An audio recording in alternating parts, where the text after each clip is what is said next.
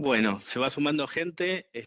Primero que nada, bienvenidos todos aquellos que se van sumando a esta, por lo menos en Buenos Aires, lluviosa tarde, gracias a aquellos que se están sumando en otros lugares. Nos toca a nosotros en la Comisión de Clima y Cultura cerrar esta semana de las comunidades. Les vamos a contar ahora un poco, a medida que se vaya sumando la gente, por dónde viene, por dónde va a rumbear esta conversación y este momento, digamos, que esperamos compartir con ustedes. Les doy la bienvenida, mi nombre es Martín Brizuela. Vamos ahora a comentar un poco, básicamente, nuestra propuesta para esta tarde. Queremos aclararles ante antemano que el foco de esta conversación entre todos nosotros va a ser la cultura. La cultura, para entenderla, para ver sus aplicaciones, para entender sus desafíos y para entender también, digamos, en conjunto, en nuestro oficio, cómo poder trabajar, ¿no? En este ámbito. La cultura es un ámbito o es una noción, en todo caso, polisémica. Aquellos que hayan estudiado semiótica o semiología, depende de dónde hayan estudiado o no, es básicamente una noción, dirían los lingüistas, ambigua y vaga al mismo tiempo. Y al mismo tiempo se encuentra en todos lados. Es difícil de decirla, es difícil de tomarla, y hablamos todo el tiempo como si tuviera una entidad, casi como si respirara, como si fuera una entidad en sí misma.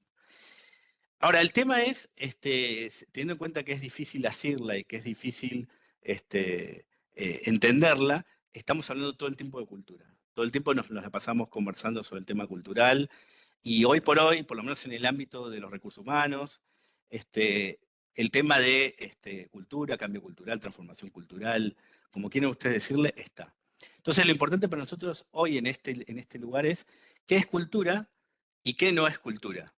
Y empezar, por lo menos, a entender, a definir esta cuestión. Que no quiere decir que tomemos una posición única, sino que en todo caso podamos ir emprendiendo ese camino en estas 2 horas que tenemos como equipo.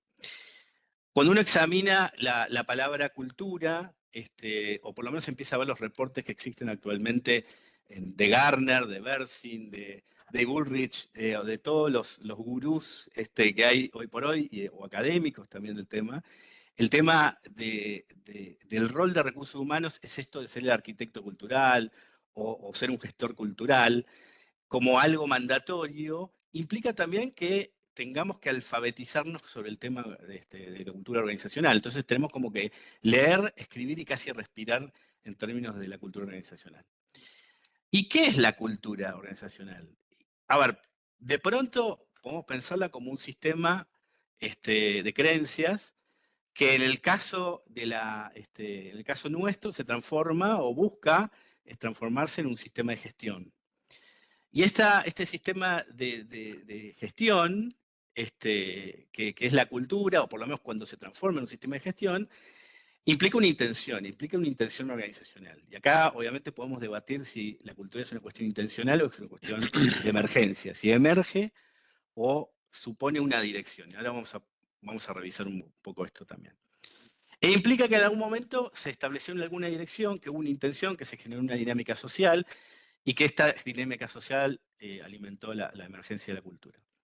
Ahora, ¿cómo entendemos la cultura? La entendemos como algo compartido, es un fenómeno colectivo, es pregnante, o sea, impregna todo, no hay nada que no tenga cultura. Hablábamos con Luis de esto de todo tiene cultura, ¿no? Entonces, hasta la elección de los enchufes en una organización acá se transforma en un fenómeno cultural, ¿no? Es un proceso de socialización, es duradero, o sea, por eso es tan difícil cambiar la cultura, por eso es tan difícil hasta entender la cultura. Y es implícito, no es un artefacto, no es que existe separado, no es un activo que existe separado en algún lado, sino que está implícito en todos nosotros que conformamos y habitamos las organizaciones, ¿no? No menciono si es evolutiva, no menciono si esas creencias son evolutivas o no. Esto lo podemos ver después con cada uno de los autores y de las cuestiones que vamos a estar explorando. Dicho esto, en los últimos 70 años, y es lo que vamos a ver como primera parte, se ha desarrollado instrumentos prácticos, diagnósticos, modelos de intervención de la cultura organizacional. De la cultura organizacional y de la organización en sí, digamos. Desde el fin de la Segunda Guerra Mundial, esto se aceleró muchísimo, obviamente por el crecimiento económico y por muchos fenómenos más, también fenómenos sociales que nos fueron cambiando, y también por el mismo crecimiento de las disciplinas sociales en esto. Las económicas, que es una disciplina social en sí, y el cruce de esas disciplinas. Así que nuestra idea ahora es hacer esa... Te interrumpo que no se está proyectando, ¿eh? Ahora voy a proyectar, dicho esto, y déjenme proyectarles, iniciar. Ahora lo ven, ¿no? Ay, perdón, Bueno, dicho esto, la idea justamente, lo vamos a hacer con Luis y con el resto de la comisión, es hacer como dos tramos como iniciales. Uno,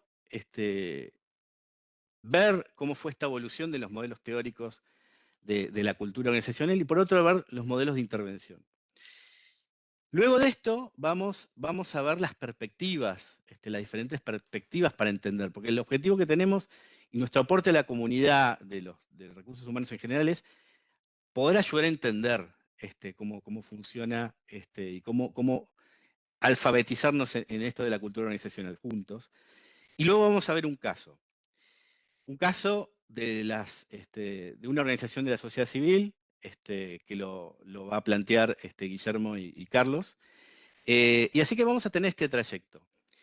Y dicho esto, si la cámara me acompaña, vamos a empezar por lo que son, si quieren, desde los tiempos paleozoicos de la cultura, que nos hacen la década del 70, para que tengan en cuenta el desarrollo, digamos, teórico de la cultura organizacional. No es muy reciente, o sea, estamos hablando de que como que el punto de eclosión fue los principios de la década del 70, y uno podría pensar que en todo caso los años 60 o los fines de los años 50 fue como el caldo de cultivo para que se dieran muchas de estas teorías.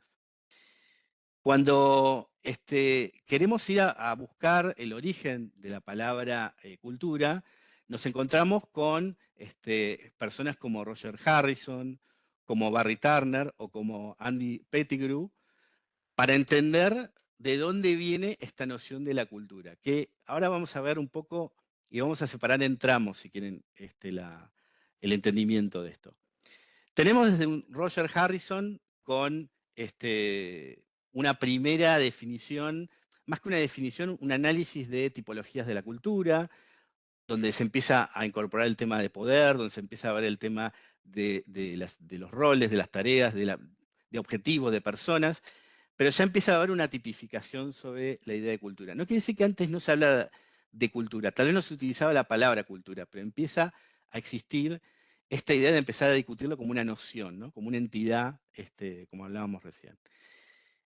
Barry Turner empieza a estudiar las características de los grupos industriales y identifica similitudes de conducta entre grupos de trabajadores. Y ahí ya empieza a haber estudios por muestreo, digamos, de lo que hace la cultura organizacional. En el 79, Andy Pettigrew, para mí, y esto creo que tanto Luis como el resto de la comisión lo afirmaría, es como que empieza a ser realmente, empieza a consolidarse la idea que nosotros más tenemos de cultura, y empieza a haber aproximaciones antropológicas sobre la cultura. Empieza a existir esta idea de que uno puede entender la cultura a través de los simbolismos, de los rituales, de las metáforas organizacionales, que es lo que introduce Pettigrew al estudio. En el 76, un holandés, Geert Hofstede, seguramente lo dije muy mal y Gustavo me lo va a corregir, publica un libro que se llama El software de la mente, donde entiende que la cultura es un programa colectivo, ¿no? Y introduce una parte muy interesante que para nosotros hoy es fundamental y se aceleró con la globalización, que es el estudio de la perspectiva intercultural, la idea de pensar la cultura en las empresas a través de los países, a través de las naciones, a través de las etnias. Y su libro, hoy por hoy, es uno de los libros más importantes tal vez del tema cultural. En el 76, Charles Handy aparece tal vez con uno de los libros más importantes en términos de la cultura organizacional, que es Understanding Organizations, que tiene la particularidad de tomar las culturas Divinidades griegas. con las culturas como con nombres griegos, ¿no? Zeus, Atenea, Dionisio, Apolo. Y estas tipificaciones empiezan a dar esta idea de la cultura como taxonomía, ¿no? Puedo entender las culturas como arquetipos culturales. En el 81, y yo diría la gran parte de la década del 80, aparece la influencia japonesa, el movimiento calidad, y una referencia es Ouchi, con todo lo que es la perspectiva gerencial y la famosa teoría Z, que hoy parece muy lejana, pero en su momento era cómo nos parecemos a los japoneses. Y esto de cómo parecernos a los japoneses era una gran obsesión de por lo menos de gran parte de las organizaciones industriales. Y esto llevó también a entender cómo era la cultura japonesa y cómo se influenciaba la cultura japonesa con la calidad y a su vez de cómo funcionaba la cultura organizacional. Más adelante, otro de los, tal vez, toda esta parte media, si quieren, acá hay dos autores que son centrales para lo que hace la cultura organizacional, que son Dill y Kennedy, con las taxonomías, y donde se asocia estas taxonomías a dimensiones como riesgo y velocidad, con básicamente asociada a la cultura como centrada en una ventaja competitiva. Se empieza a hablar básicamente de Dill y Kennedy en esto de la cultura, a fin de cuentas, puede ser una ventaja competitiva, poniéndolo en el centro de la cultura organizacional. Siguiente está Edgar Schein. Edgar Schein casi como que estuviera a propósito ahí en el medio, porque básicamente es como marca un cisma en lo que hace a la definición de cultura organizacional. Ahí podríamos estar dando un seminario solamente de Edgar Schein para hablar. Básicamente es el que nos dio la idea contemporánea sobre la cultura. Muchos utilizan la imagen del iceberg para representar los niveles de cultura, ¿no? Esta idea que tenía Schein de los artefactos, los valores y las presunciones básicas. Pero Schein incorpora algo que es sumamente interesante, que es definir estas presunciones básicas como algo inconsciente. Es algo no consciente en la organización. A diferencia tal vez de lo que pasaba con los autores anteriores, básicamente Schein interpela un poco esto, planteando esto de una idea de que no necesariamente somos conscientes de aquellas dinámicas que generamos, aquellas ideas que tenemos, y que si tenemos una cultura de trabajo, una cultura que piensa sobre una definición de persona, una definición sobre nuestro ambiente, no necesariamente somos conscientes de esto y es muy difícil rescatarla. Y lo otro que también incorpora Schein es esto de que el liderazgo da forma a la cultura, que después lo vamos a ver en términos de la intervención. Bueno, ¿cómo intervenimos la cultura? ¿De qué manera? Bueno, Schein obviamente se centra en el liderazgo. De nuevo, podemos estar hablando 10 años de Schein solamente, pero lo vamos a, en todo caso, a embeber en muchas de nuestras conversaciones. Más adelante, en el año 84, tengan en cuenta que esto es antes y después de Schein, más o menos. Bueno, Trace y Viewer, básicamente con el tema de las culturas como fenómenos colectivos. Y pensar también esto del concepto de su cultura organizacional, ¿no? Se incorpora esta idea de su cultura organizacional, que más centrados en los años 90, empieza a ser mucho más fuerte. Garrett Morgan, que no necesariamente es un pensador sobre la cultura, pero incorpora esta idea de las metáforas organizacionales. La más conocida, la organización como organismo o la organización mecanicista, pero también habla de esta idea de la organización como una cultura en sí. Entonces, yo puedo pensar a la cultura como una metáfora organizacional, como funciona como la cultura. Más adelante en los 90, uy, perdón, me fui, más adelante en los 90, y empiezan a haber grandes preocupaciones sobre funciones y adquisiciones, empieza a haber preocupaciones sobre cómo funciona la cultura y empieza a haber más un entendimiento de, por lo menos, de cómo funciona, de nuevo, creo que Shane, Dylan Kennedy, Handy, Gottfried permitieron, digamos, que muchos de estos fenómenos se entendieran mejor. Empiezan a aparecer otros escritos y otros autores. En el caso, por ejemplo, de Joan Martin, incorpora esta idea de la subcultura, la fragmentación, el postestructuralismo, la idea de que la cultura puede no ser una entidad totalmente coherente. Carl Wake con la idea del sense-making, el tema de hay procesos que construyen sentido. Mary Jo Hatch, que tiene una mirada moderna y a su vez postestructuralista con respecto a la cultura. Y me quiero dos segundos hablar de, antes de pasar a los modelos de intervención, hablar de Caroline Taylor y de Boris Groysberg. Caroline Taylor tal vez sea otra de las personas que ha influido muchísimo en cómo pensamos la cultura. Acuñó de alguna manera la frase esto de la forma en que se hacen las cosas es la cultura, el walk the talk. No necesariamente profundiza sobre las presunciones básicas que podría pensar Jane, sino que se dedica a estudiar más los valores, los rituales, los héroes, y buscando más una mirada más pragmática sobre la organización y teniendo en cuenta también el momento donde ella estudia la cultura. Y finalmente Boris Groysberg, que habla de la cultura como un orden social tácito, y que tiene tal vez un aporte súper interesante en el estudio que hace él de las empresas de finanzas en el mundo, que es básicamente entender que el talento y la cultura están sumamente conectados. Esto lo digo yo, él no lo dice tan así. Lo que él dice básicamente es que los skills, las habilidades, dependen en gran medida de las redes que construimos y de los hábitos que construimos en las organizaciones. Con lo cual, si yo me voy a trabajar a otra organización, por más que tenga grandes skills, en algún punto mi skill hace sentido el minuto que machea en algún punto con la cultura. Entonces, no quiere decir que esto no lo haya tenido en cuenta Jane, no lo ha tenido en cuenta Gottfried, pero sí lo pone implícitamente en una investigación, sí lo pone explícitamente en una investigación y nos hace entender, en todo caso, en el contexto donde él lo plantea, en la década de los 2000, cómo, en todo caso, entender el talento dentro del fenómeno cultural. Bien.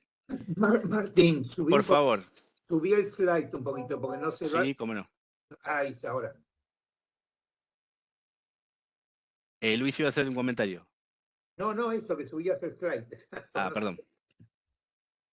Bien. Bueno, dicho esto, estos fenómenos, estas definiciones, esta forma de ver la cultura organizacional, este cruce de disciplinas, esta manera que nos ayuda a nosotros en recursos humanos a entender, en todo caso, cómo mejor entender la cultura para mejor intervenir sobre la cultura, nos lleva a los modelos diagnósticos de intervención.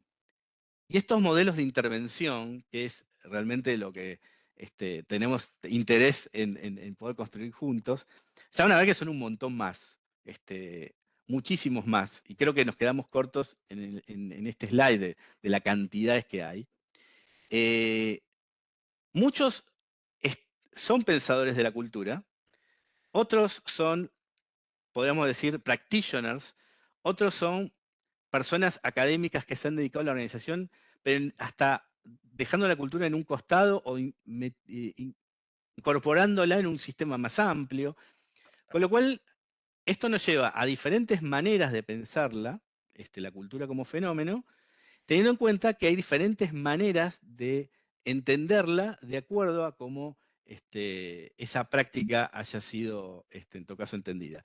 Esto en un punto es como ese cuento donde hay varias personas no videntes tocando un elefante y tocan una pata y tocan la trompa de elefante y tocan el lomo de elefante y es difícil entender en la integralidad. Ahora, vamos a ver en todo caso algunos modelos que han buscado esa integralidad, sobre todo a partir de la década de los 90.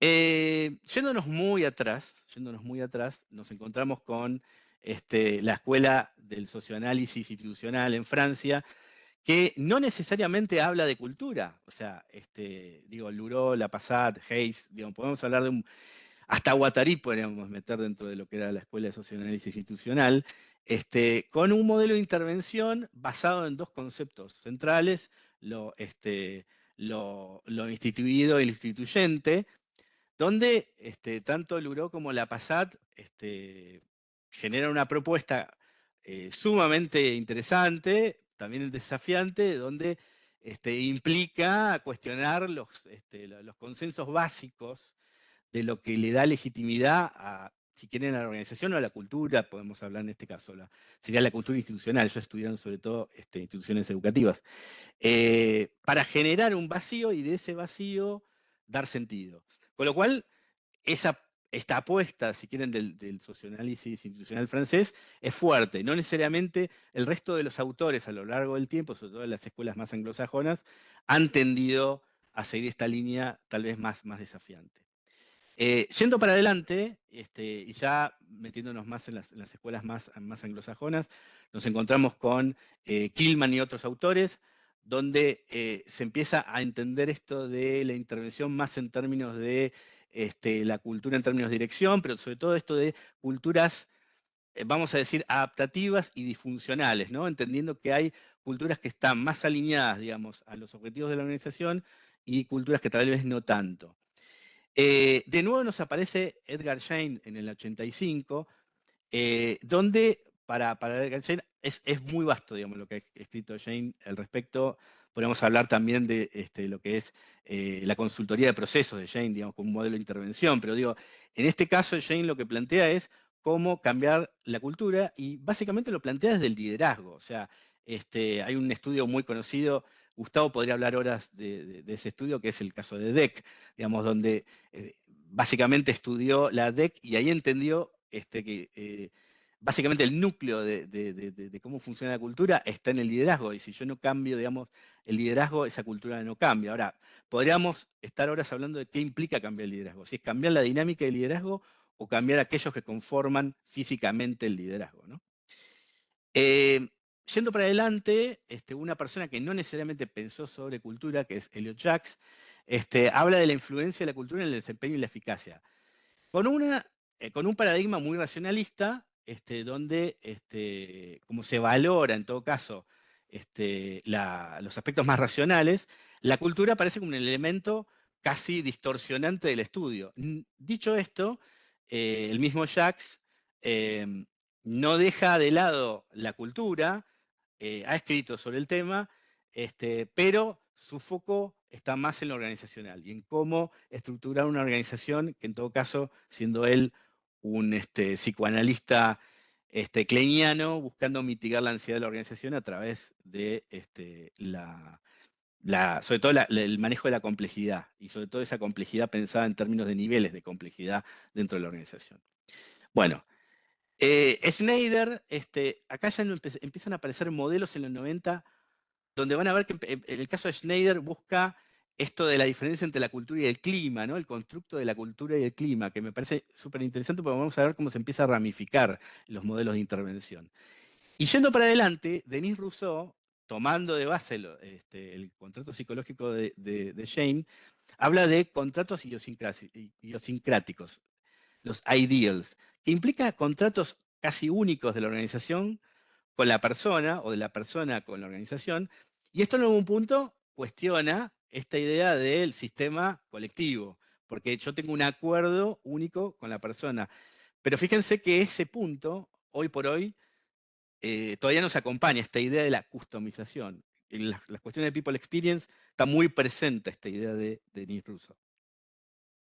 Bueno, Denison habla de la relación de la cultura y la rentabilidad, que lo vamos a ver más adelante en otros autores también. Groisberg vuelve también en términos de modelo. En este caso, y que es muy interesante, en la década del 2000 empiezan a aparecer modelos diagnósticos con muchas tipologías, con muchas variables, en este caso con 8 tipologías, que toma esta idea de la taxonomía, pero también empieza a tener más complejidad de variables. ¿Por qué empieza a haber más complejidad de variables? Porque en algún punto empieza a tomar las enseñanzas de las décadas del 70 y la década del 80, básicamente. Y empieza a haber, obviamente, en la década del 90, con la explosión, digamos, empresarial en el mundo, esto lleva a la necesidad de empezar a tener herramientas de diagnósticas con las que nos permitan intervenir.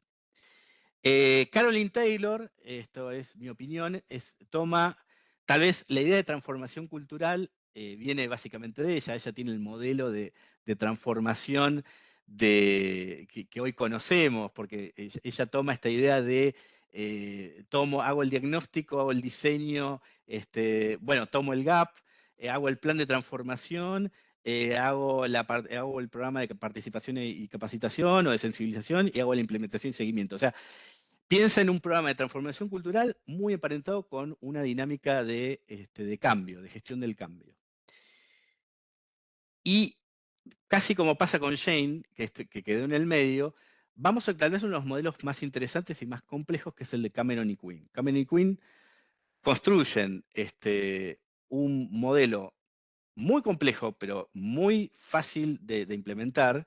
Digo, complejo en el sentido que toma muchas variables, es más, tiene 39 indicadores de efectividad organizacional, en un modelo que llaman el Competing Values Framework. Y básicamente acá se mete la escuela de Michigan con toda su enseñanza en entender lo que es la cultura organizacional. No sé si querés, Luis, ahí comentar sobre todo estos. Está espectacular como parte, así que dale nomás. Sí, estoy viendo a ver si digo algo descalzado, por favor me dicen. Ojo que con el tiempo nada más. Bien, me quedan 5 minutos, cierro. Bueno, sin buscar aburrirlos a ninguno, ya podemos ver otros modelos de Cal 90, como es el de Kotter, con esta idea de brechas de cultura y rentabilidad, el modelo de Cartwright y Cooper, tomando estudios de las fusiones y adquisiciones, súper interesante. Si alguno se aburre el fin de semana, le podemos pasar algún artículo. El modelo de Malak y Kursted también tomando esta idea de la cultura deseada y la cultura real, que si se fijan también nos acompaña al día de hoy, ¿no? La idea de gap, que también la toma Caroline Taylor. Y ya adentrándome sobre todo en los 2000, Tromspenars y Turner, Hamden Turner, tomando los aprendizajes de Hofstede, construye un modelo sumamente interesante tomando los modelos antropológicos, que la particularidad que tienen los modelos antropológicos es esto de que solo puedo explicar la organización que estoy estudiando. Ahora, ellos, porque básicamente tomaron la antropología esta idea del contexto, ¿no? Que pienso el grupo en el contexto. Ahora, lo que es interesante de ellos es que toman dimensiones y tensiones nacionales que también nos permiten estudiar interculturalmente organizaciones. Y a partir de la década del 2000 empiezan a aparecer muchas ramificaciones. Por ejemplo, el caso de Erin Meyer, que estaría más del lado de los practitioners, con dimensiones interculturales. El caso de Simon Segmeister, con una mirada analítica, es un alemán, es un académico alemán, estudia desde el enfoque científico la evolución de las culturas organizacionales. Richard Barrett, más desde una experiencia más de organismos internacionales, hace un modelo muy interesante de valores individuales y colectivos y construye un modelo también muy complejo, diría a la par de Cameron y Quinn. Y tenemos hasta periodistas o divulgadores, como el caso de Daniel Cole, que introducen esta idea de la cultura deseada, ¿no? De la cultura que queremos tener, una cultura fuerte, una cultura que todos queremos tener. Y dejo para el final una persona que es, no por su relevancia académica, sino por su relevancia como practitioner, que es Patty McCord, que es una de las autoras del Manifiesto Cultural de Netflix, que nos introduce esta idea de la cultura como algo diseñable, ¿no? Yo puedo diseñar mi cultura. De nuevo, si se quieren aburrir el fin de semana o no, pueden bajarse el manifiesto, el famoso libro rojo, el Manifiesto Cultural de Netflix, y ahí van a ver un intento de diseñar la cultura, pero además de la cultura como núcleo, como vector de la construcción de una organización. Y como la idea de que a través de la cultura puedo tener una plataforma de crecimiento en mi organización. Bien, esto es un pantallazo, yo diría, buscando meter en 4 décadas de evolución de la cultura organizacional, de sus modelos de intervención, y buscando también entenderla desde, desde varios autores, varias perspectivas y varias experiencias. Dicho esto, la idea que tenemos ahora es, a través de Luis, a través de Gustavo, a través de Julio, es entender las perspectivas, entender cómo entenderla disciplinariamente, fácil. La idea no es aburrirlos, que se nos caigan así, de repente yo vea que se van cayendo desde el cuadro, pero sino en todo caso buscando cómo podemos hacer una aproximación desde miradas distintas a entender mejor la cultura, a entender estas dinámicas y muchas de estas variables que yo acabo de mencionar recién. Bien, le doy la palabra creo que a Gustavo para empezar. Bueno, disciplinario no es que le vamos a pegar a alguien y vamos a pasar amonestaciones, ¿no? Parece que voy a sacar un bate, no es la idea. No, claro, es que vamos a hablar de distintas disciplinas científicas, digamos, ¿no? Y en este caso sería para mí lo que me han pedido, es la de sociología, la perspectiva sociológica. Que de todos los que nombraste, Martín, el único sociólogo es René Luró, ¿no? Después todo lo demás son antropólogos, psicólogos, gente de administración de empresas, formaciones genéricas, ¿no? Hay un tema, por ejemplo, mi hija Magdalena es antropóloga, ¿no? Ella se ocupa, y yo soy sociólogo, ella se ocupa de las particularidades de una organización, de una comunidad, de una sociedad, lo que la distingue de otras. En cambio, los sociólogos lo que buscamos es lo que atraviesa todas, ¿no? Lo que le llamaba el Talcott Parsons, un gurú de la sociología, las invariantes funcionales, ¿no? Por eso René Luró no habla de esta institución o esta institución, sino de las instituciones en general, y tienen toda esta dialéctica entre instituido e instituyente, ¿no? La visión es, digamos, es casi negadora de la cultura, ¿no? O no negadora, no digo que no existe, pero como que no es tema de la sociología. Sin embargo, dicho esto, ¿no?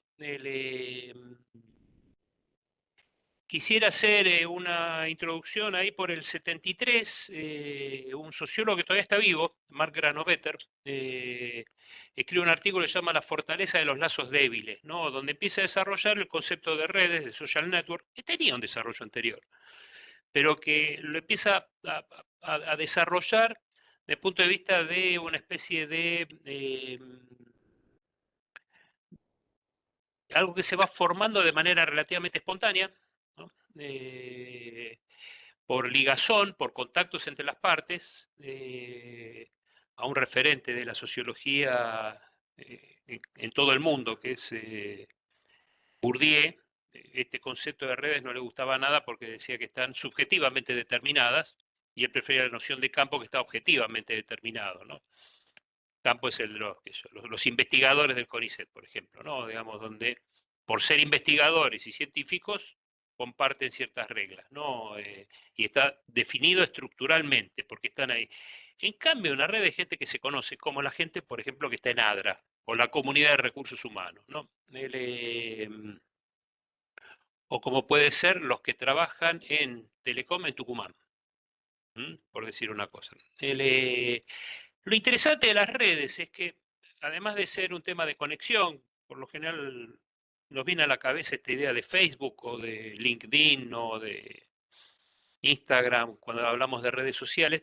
En este caso, digamos, se habla de una mezcla de lo que son amigos y familias, que serían los lazos fuertes, más los conocidos, compañeros de trabajo, gente que conozco de mis estudios, de distintos lados, que serían los lazos débiles, y que de alguna manera, porque yo estoy en esa red, mi conducta está influida por esta red.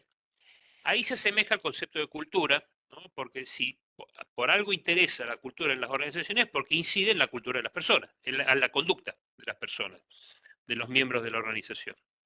Y cuando se intenta manejar la cultura, como decía recién Martín, con los intentos de la gente de Netflix, ¿no? Es para, o como decía también de alguna manera Elliot Jaques, es para darle más eficiencia, ¿no? ¿Cómo puedo incidir sobre las personas de una manera indirecta para que sean más eficientes, ¿no? Las redes influyen en nuestra conducta, ¿no? Por eso el concepto que usa en inglés es la palabra embedded. Dice que la conducta está embedded. Se puede traducir, algunos de una manera bastante violenta la traducen como incrustada, la conducta incrustada, ¿no? Pero, digamos, poder llamarla como conducta arraigada o enraizada, como dicen otros. Actúo de tal manera porque soy parte de esta red, ¿no? Y eso hace que yo actúe, digamos, de determinada manera y no de otra distinta de quienes integran otras redes, por ejemplo. Este concepto de red me parece particularmente interesante como aporte de la sociología, porque nos puede ayudar a pensar bastante este modelo de culturas que tenemos hoy en día. Cuando Jain escribe el libro de la cultura, el liderazgo y la cultura organizacional, las corporaciones están como en su apogeo, ¿no? Entonces es tierra firme y tiene una cultura, ¿no? Era muy simpático mi padre, por ahí anda también Carolina Müller, que ha trabajado en Siemens también, Luis Karfla conocido, digamos, una empresa con una cultura muy fuerte, tan fuerte que tenía chistes propios. ¿No? Había chistes de Siemens y que lo entendían los de Siemens, nada más, ¿no? Ahora, estas culturas así tan fuertes y todo esto por las merger and acquisition, por la baja estabilidad de las personas, la alta tasa de rotación, ¿no? Attrition, ¿no? Entre las personas en los trabajos y todo esto, lo que va dando es una especie como de culturas blandas, ¿no? Culturas como laxas, y empiezo a ver a la organización como una superposición, lo que Voltatsky y Thevenot le llaman montajes heterogéneos, ¿no? Como si fuera una especie de collage, ¿no? Donde hay distintas redes, ¿no? Por eso digo, Telecom Tucumán, por ejemplo, que tiene determinado estilo, ¿no? Yo lo viví en Arcor, digamos que unidades de negocio distintas tenían culturas distintas, ¿no? Entonces, este concepto de redes es particularmente interesante porque nos permite ver esa microfísica dentro de las organizaciones que es ya no la gran cultura que está yo estoy convencido que está en retirada, que avanzamos hacia culturas fragmentarias, y que lo que nos permite ver es distintas redes, que algunos las llaman tribus, ¿no? Que es una palabra bastante sugerente y que vuelve también a referir a lo antropológico, ¿no?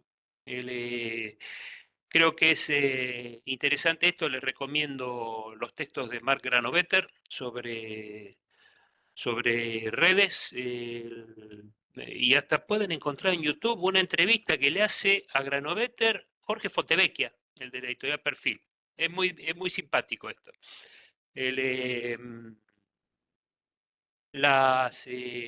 Y animarnos a ver a las organizaciones como esto, como montajes heterogéneos, digamos, donde hay lo que antes les llamábamos subculturas y que parecía que era como algo relativamente marginal a una cultura central, es como que ahora que va desapareciendo esa cultura central y lo que tengo es esto, ¿no? Montajes.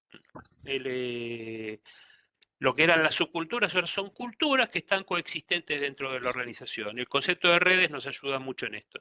Y esto de la conducta arraigada o enraizada, ¿no? Que yo actúo porque soy parte de esta manera, porque soy parte de esta red.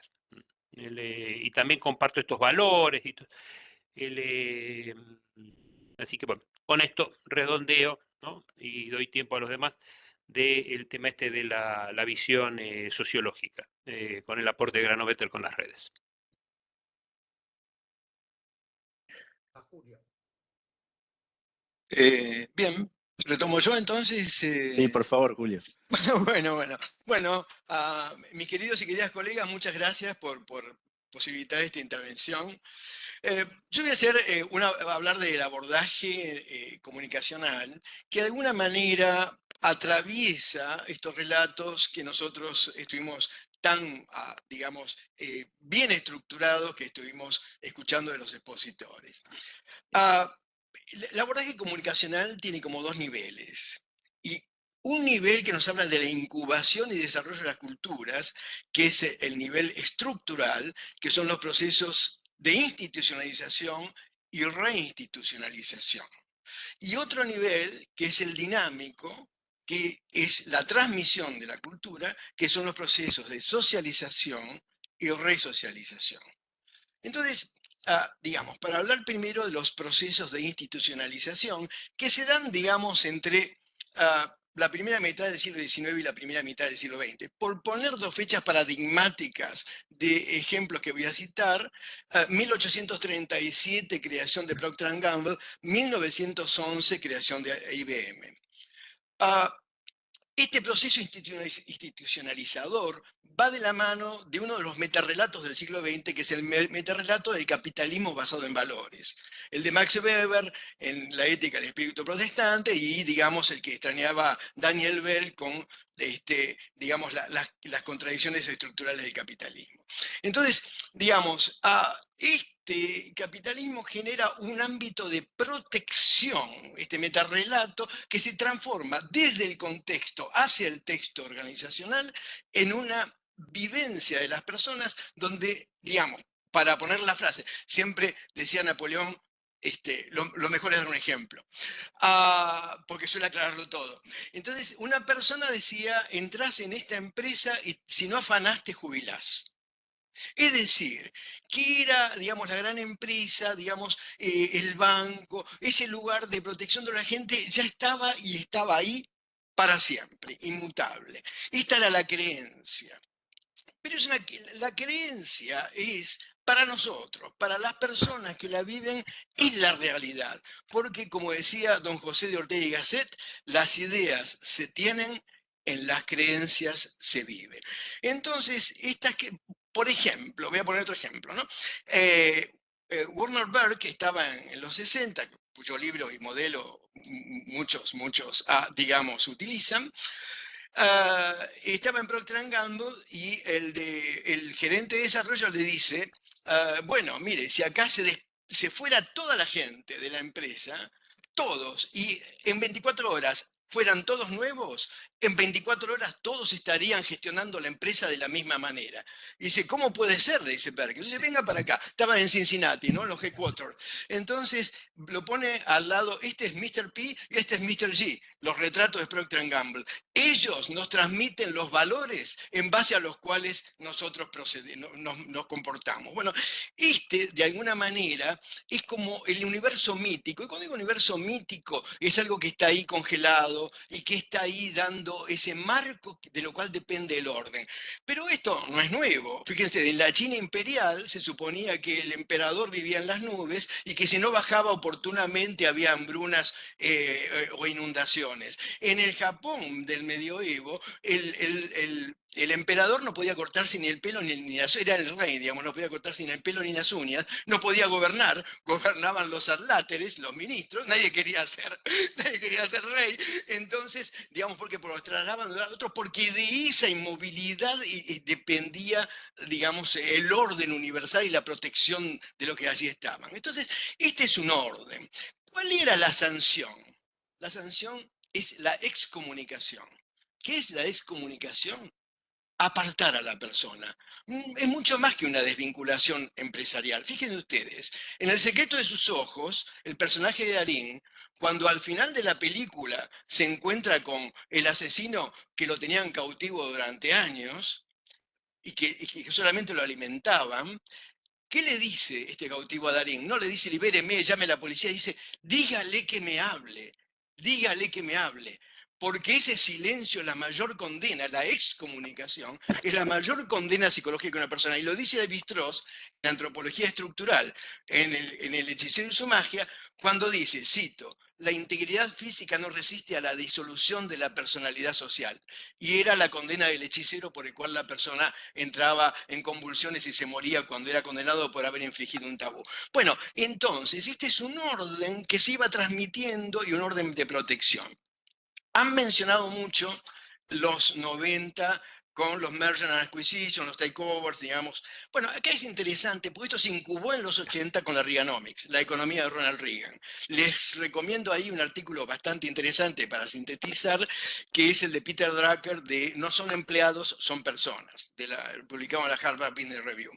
Pero ahí, digamos, hay una cuestión, además de los mergers y demás, que es la globalización financiera que mencionaron y otro concepto que es la deconstrucción de la cadena de valor. Eso hay un artículo en la Sloan Management Review de Keenan Hilmer, Strategic Outsourcing, que generó toda esta cuestión de separar la fabricación de los núcleos intelectuales y que da lugar a The Full Monty. Es decir, esas enormes fábricas de los centros industriales de Londres y de las ciudades industriales de Estados Unidos convertidas en loft. Esto, digamos, y después que Prahalad, digamos, corrobora con the core competence of the corporation, mantenete esto, tercerizar todo lo demás. Entonces, esto, digamos, ¿qué genera?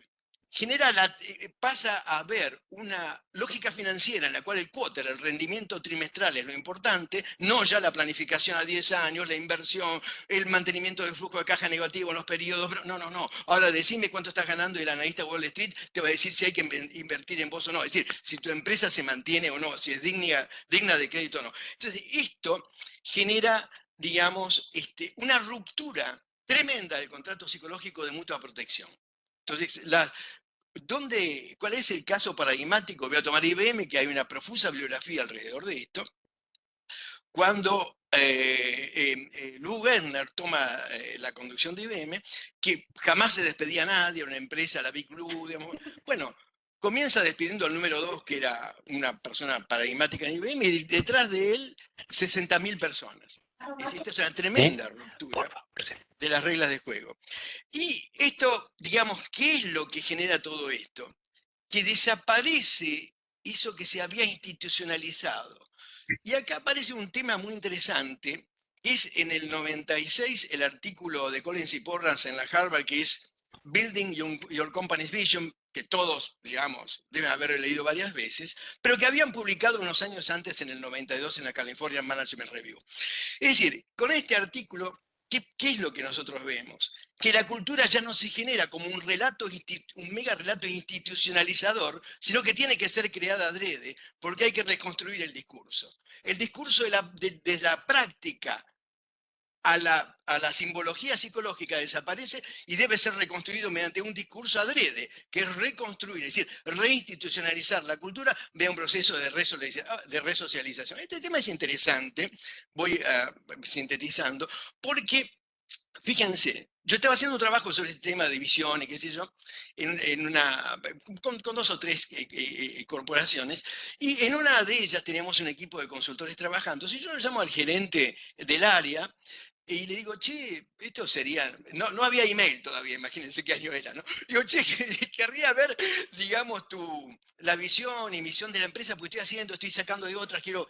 Me dice, mira, vos tenés gente trabajando acá, sí, bueno, decirle que pasen, cualquier secretaria de piso se la da. Bueno, a la tarde le pido, digamos, al team leader, y a la tarde me llama y me dice, Julio, acá nadie sabe de nada. Y me había dicho, porque acabamos de hacer el deployment, nada, es decir, la gente no sabía nada.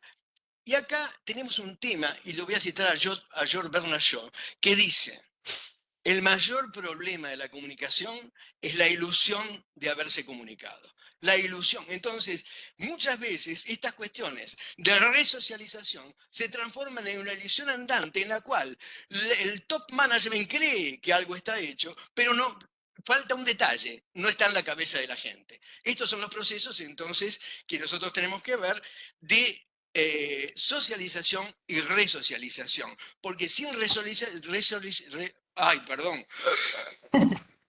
sin resocialización no hay reinstitucionalización, no hay una nueva, digamos, una nueva guía para los sistemas decisionales, que es la función última de la cultura.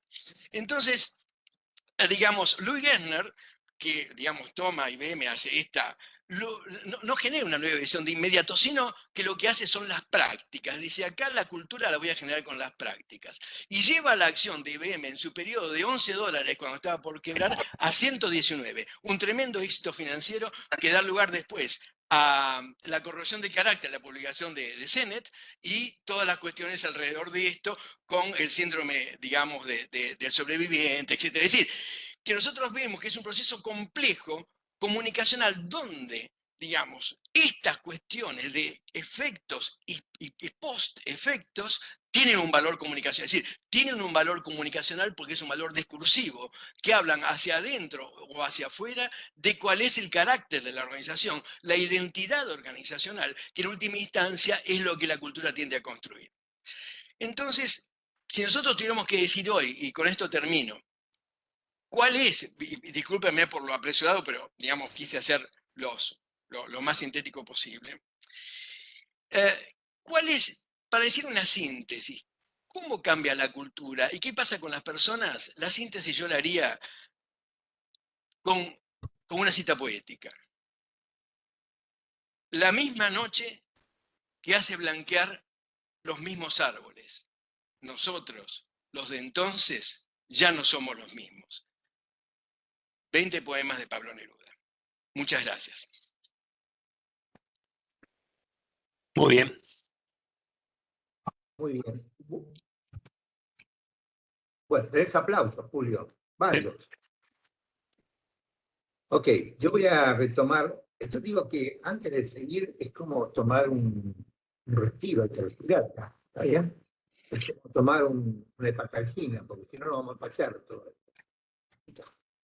Entonces, me gusta comentar la vertiente psicológica y antropológica. Yo no soy antropólogo, pero como el antropólogo no pudo venir, asumo la tarea de la vertiente antropológica y la mía la psicológica. Pero antes de seguir, creo que si no están empachados, hacia Rodolfo, están empachados de información. ¿Por qué hicimos esto? Pues acá viene la bocanada de aire. Cuando nos planteamos la primera reunión, que fue una reunión fundante, el CELCET, de esta comisión, ¿se acuerdan? La cultura organizacional empieza por la historia, los hitos históricos que han significado a los hechos. Nos planteamos que era lo primero que teníamos que hacer era aclarar un poco este oscuro objeto del conocimiento y la operación llamado cultura organizacional, donde de todo el mundo habla, pero nadie sabe de qué estamos hablando. Entonces la idea fue, bueno, pongamos a disposición de todos los colegas todo lo que se conoce. Y además digamos que este año, o sea, el 23, nos dedicamos a cultura. El 24 vamos a dedicarnos a clima, pero sabiendo que el clima es una manifestación de la cultura. Entonces decidimos empezar por lo más sustantivo, que sería hablemos de cultura. Y es por eso que este fue lo que expresó Martín, fue el ejercicio de buscar bajamos la biblioteca, ¿está bien? La ordenamos de cierta manera, tanto la biblioteca conceptual como la biblioteca metodológica. ¿Bien? Y esto lo pusimos a disposición de todos los colegas. Es esta la idea, ¿está bien? Esta es la bocanada de aire. ¿Está bien hasta acá? Entonces ahora yo voy a tratar de meterme un poquitito, mencionar, porque la idea era, la cultura, cuando uno opera sobre ella, no hay una disciplina que tiene el monopolio de la verdad. Son varias disciplinas de las cuales podemos abrevar para describir, comprender, explicar y operar sobre los procesos, fenómenos y procesos culturales o psicosociales, como lo quieran llamar. Entonces tenemos la corriente o la percepción más sociológica, que esta la trajo Aquino, Julio, que trajo más la construcción más del discurso organizacional. Está quienes desde la psicología vienen por este lado, están los antropólogos. No sabía que Aquino tiene una hija antropóloga, entonces también vino la hija antropóloga, ¿está bien? O sea, nadie tiene el monopolio de la verdad, pero tenemos diferentes corrientes conceptuales, de opinión científica, como quieran llamar, que abrevan en este oscuro objeto de la operación del conocimiento llamado cultura organizacional. ¿Bien? Ok. En general, no me va a llevar más que 10 minutos, lo mío, todas las corrientes psicológicas, las corrientes sociológicas, antropológicas, que hablan de la cultura,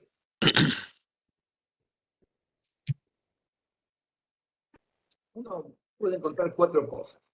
Uno, la cultura, después vamos a ver los autores, reduce la incertidumbre, es decir, brinda una interpretación común a los que viven en una ecología organizacional, en un ecosistema, de nosotros entendemos la vida así. Y muchos de los autores son no más hablan de eso. Otros crean un orden social, clarifica qué se espera de cada uno. Los antropólogos van a decir que esperamos de los hombres, las mujeres, la familia, depende del autor, ¿está bien? Depende del autor. Crea continuidad, como decía Julio recién, ¿no? Perpetúa ciertos valores, ciertos sistemas de creencias, y crea una identidad y compromiso. Yo soy de esto, ¿está bien? Inclusive recuerden que hay organizaciones, cuando se llaman culturas tan fuertes, que uno no es Luis, sino es Luis, no sé, Luis tal, no quiero nombrar una compañía, ¿está bien? Es decir, como que da una pseudo-identidad. Entonces tenemos como 4 grandes cosas, 4 grandes dimensiones, y todos estos autores van explicando más o menos eso. Voy a empezar por los antropólogos. Escribió que lo nombraron como sociólogo, fue sociólogo, pero él a veces decía que era antropólogo, ¿está bien? Y su famoso artículo, que fue no, quiero decir algo, este tema de la cultura, todo el mundo debe pensar que tiene como 100 años, no tiene más que 50 años, es la literatura organizacional y en la práctica. Es joven todavía, ¿está bien? Así que todos los que ven acá son hacedores, pensadores, etc. Este Grau inaugura una historia porque escribe en una revista de administración, muy interesante, escribe en la revista de administración respecto en el 76, respecto a un fenómeno que él habla de las culturas organizacionales, habla de los dramas institucionales, muy interesante, como inclusive artilugio operativo, e inaugura toda una concepción donde le da lugar a los antropólogos centrales. Ustedes dirán, ¿hay antropólogos trabajando en temas de cultura nacional? Sí. Y, por ejemplo, Xerox ha sido una organización que ha trabajado mucho en esto, y hay un autor, a veces poco conocido, que se llama Julián Orr, en el 2006, lo que estudió era cómo la gente que operaba a arreglar las máquinas, las fotocopiadoras, se transmitían unos a otros los saberes para mejorar que la máquina sea más productiva. Después esto terminó en comunidad de práctica, ¿está bien?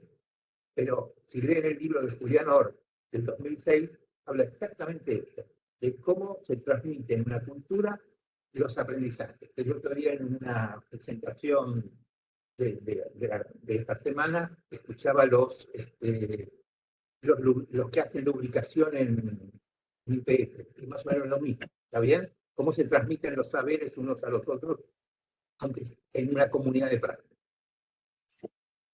Los otros autores más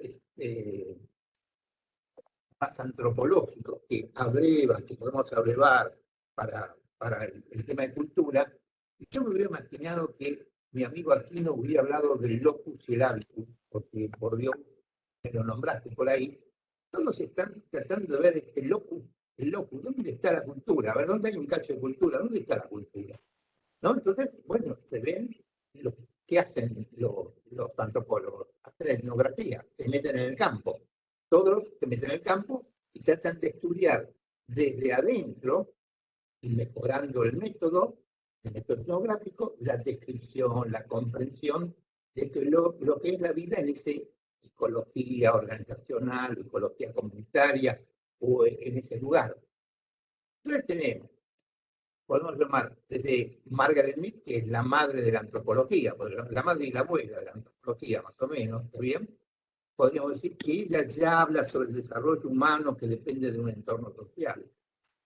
Podemos viajar después a Malinowski en el 84 hasta el 42, donde es el primero que dice, haga trabajo de campo prolongado, muchachos.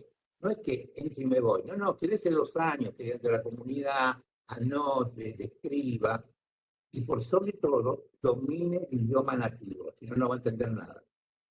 Fíjense que si uno entra a un lugar y no entiende los códigos, tampoco puede descifrar ese mundo simbólico a qué se refiere. ¿Está bien? No es antropólogo, pero hay uno que es pariente de los sociólogos, que es Goffman, si lo ven, si lo conocen, es un texto que llama Internados, por ejemplo, Construcción de Identidad, Internados, muy interesante. Él se internó en un hospital psiquiátrico para describir de adentro qué le pasa a un paciente. ¿Está bien? Otra vez, prolongado en el tiempo. Por suerte no se volvió muy loco. ¿Está bien? Otro que, en el cual abrevan la antropología estructural de Lévi-Strauss, ¿no? Que trabaja toda la antropología estructural, incorpora todo el tema lingüístico, es otro de los padres de la antropología. Y con él podemos entrar en el tema de al interior de las significaciones de las estructuras de los parentescos. Parecería ser una cosa de loco, pero si uno la estudia bien, puede hasta ayudarlo a entender algunas cosas de las culturas o subculturas, no son estructuras de parentesco, pero le podría ayudar a pensar algunos de estos temas. ¿Está bien? Después, y ya estamos también, ya para 1832, nunca lo reconocen los antropólogos, el padre Don Taylor, ¿está bien, no? Que también, o Taylor, como realmente se lo llaman, donde él también empezó a trabajar y fue el primero que trajo las definiciones más amplias y complejas de lo que era cultura. Después aparece otro señor por ahí. En general, acá hay muchos europeos. Ahora vamos a ir a los más americanos, pero le voy a decir que al Lévi-Strauss es un señor que, no sé si ustedes saben, seguramente deben saber, vivió un tiempo en Brasil. ¿Está bien? Se inmersionó en Brasil en largo tiempo estudiando estructuras parentales con algunas poblaciones aborígenes. Después tenemos un señor que es muy útil para el trabajo de cultura, que es Félix Corguer, 1926, murió en el 2006. Él describe la cultura como una burguiembre, ¿no? Como, vieron, la burguiembre es como un entretejido de símbolos, de antropología simbólica. Muy interesante, porque ayuda, dice que si uno puede describir los símbolos de una cultura y puede ayudar a descifrar e interpretar, puede entender por qué se dan ciertas interacciones y por qué se dan ciertas formas de interacción entre los sujetos a partir de estos símbolos. Ustedes saben que cuando estudiamos cultura estudiamos ritos, mitos y símbolos. Así que el tipo nos ayuda mucho con este tema de la interpretación simbólica. Después tenemos actriz y Bayer, que lo mencionó Martín. Es interesante porque hasta tener una angustia de estudiar un código de ética como el emergente, diría Shane, un artefacto de la cultura. Bueno, no nombró a Offset porque faltaba nombrar a Wake, que es un antropólogo que es en el 93, más o menos. Interesante, Wake, en el mismo lugar donde estudió Petileu, ¿está bien? En la mitad y cuarta. Y es el que empieza a hablar de la cultura de sentido. Digo, porque hoy tenemos muchas novedades, pero muchas tienen sustento en estas cosas de las cuales estamos hablando, en teorías anteriores, ¿no? Son prácticas a veces que no tienen sentido o no se entienden de dónde provienen. Esto sería el mundo antropológico. Me olvidé de 28.000 personas, pero quise por lo menos decirles esto de acá, uno se miraría a estos autores y podría ir pescando algo que lo ayudaría a pescar más sobre el fenómeno de la cultura. En fondo, en síntesis, los antropólogos estudian los mitos, los ritos, las estructuras simbólicas, quién es el otro significativo, la representación del otro y, por sobre todo, la etnografía como método. Método etnográfico, a veces ni sabemos que lo usamos, pero muchos usamos métodos etnográficos cuando nos inmersionamos en una cultura, hacemos entrevistas, miramos, observamos, queremos ir a una reunión, observar el comedor, observar el momento de la entrada, el momento de la salida. Bueno, eso hace el método etnográfico. Y como sé que aquí no siempre me desafío con esto, hay muchos autores argentinos que han desarrollado pero con altísima excelencia, el método etnográfico, ¿no? Los pueden estudiar, hay muchísimos. Hay muchos antropólogos trabajando, no, hay muchos más académicos, hay antropólogos académicos, ¿bien? Pero no haciendo estudios muchos directamente antropológicos. Y ahora voy a citar mis 2 minutos, lo que me queda de mis amigos psicólogos, de mi familia. ¿Bien? Mi familia viene del mundo, del mundo individual, pues yo le diría, mira, Freud en psicología, más a capítulo 5, empieza diciendo toda psicología es en el fondo una psicología social. O sea, es decir, no habla de la cultura, pero habla de la interacción, habla de entender al individuo en situación. Y de ahí podemos viajar a un autor, no de este mundo, sino de otro mundo, como Kurt Lewin, que habla de lo que es la persona y su espacio vital, bien tratando de entender esa subcultura muy especial. Después apareció Shane. Ustedes lo ven a Shane, como dijo Martín, la pirámide, todos la conocemos, es casi como el inconsciente. Se olviden que nosotros tenemos que Shane es un psicólogo, tiene un método clínico. ¿Bien? De intervención, no es que hacía clínico, es un método clínico. Pero Shane te decía, mire, no me venga con encuestas de crimen, no me venga con encuestas de cultura, porque eso no existe, no se puede entender ese fenómeno. Todo un estudio más cualitativo, más de indagar, estudiar, mirar, preguntar. No se puede medir. Hay todo un debate entre medir y evaluar. Esa es la Shane, desgraciadamente murió hace poco. Después uno también podría nombrar dentro del mundo de donde una breve en psicología. Yo ya voy a quedar a la Argentina, porque hay producción argentina. Jacques, como dice Martín, era un psicoanalista, sádico, etc., pero hizo uno de los trabajos desde la concepción más psicológica de la Metal Grace Company, una que se llama Change Factor, el cambio de una cultura.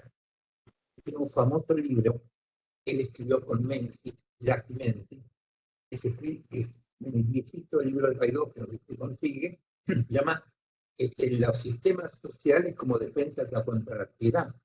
Y les trabajamos a veces en el sistema de salud, y lo muchísimo, porque cómo se estructura una organización de salud para poder administrar la ansiedad que provoca el trabajo directamente con pacientes.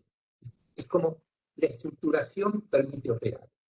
Y uno después, ahora viajando hacia la Argentina, hemos tenido casi este tema de la factura, el diseño organizacional mal hecho, bien hecho. A Ulloa, que fue un psicoanalista argentino, que también tuvo un famoso artículo sobre lo que se llama psicología institucional. La Argentina, al principio, yo vi una materia en la carrera de psicología, creo que todavía hay, que se llamaba psicología institucional. Blecher fue el primero con psicología institucional y psicohigiene, que trabajó en este tema.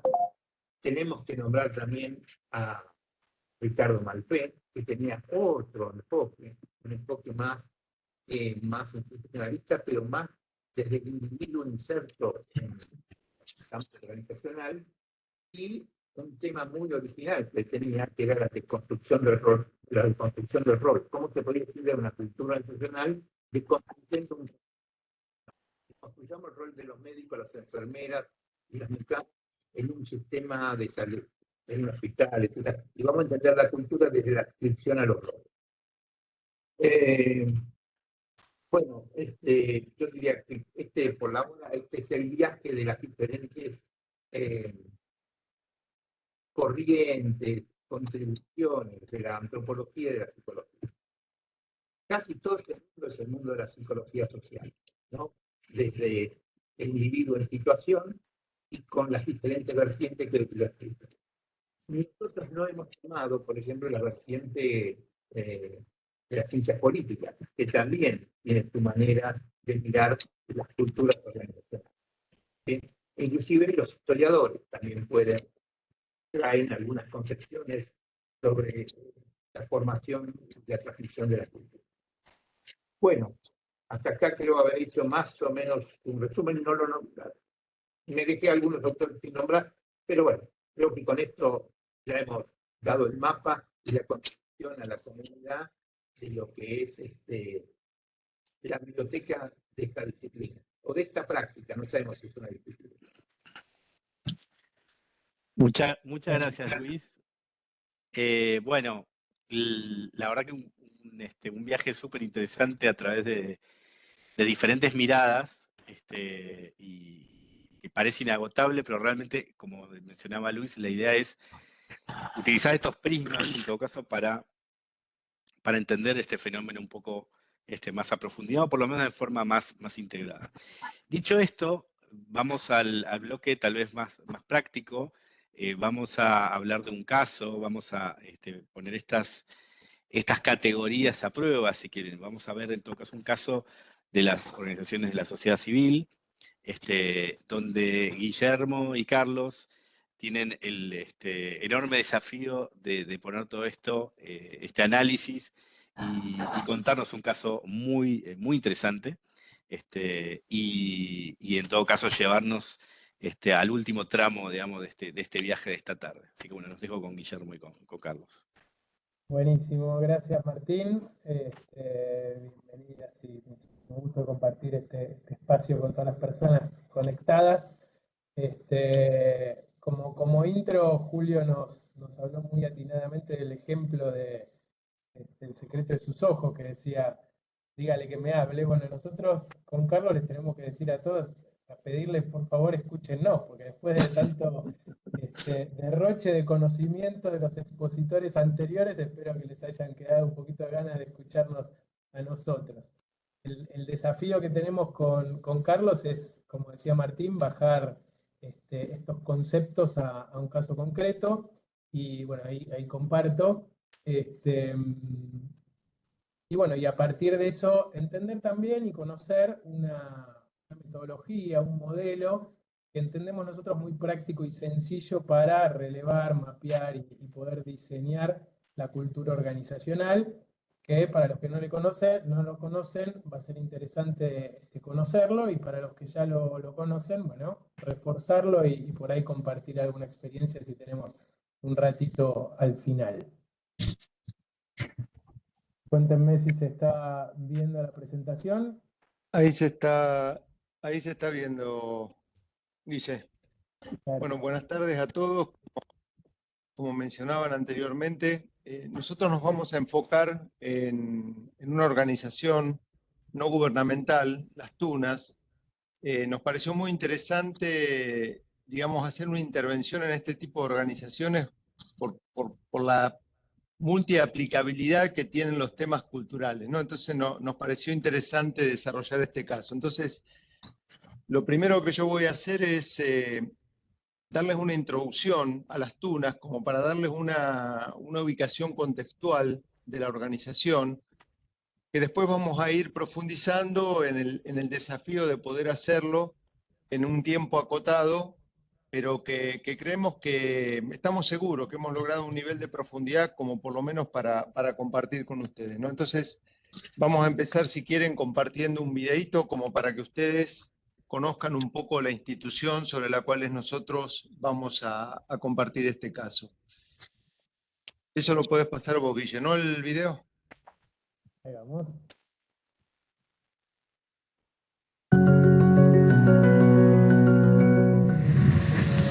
Hola, ¿querés conocer las Tunas ONG?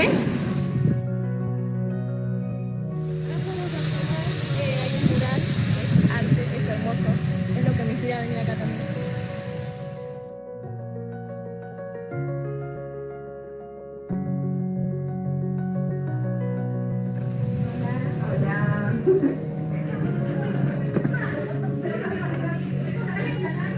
Acá es donde trabajamos, hacemos arte y también a veces toca la orquesta acá.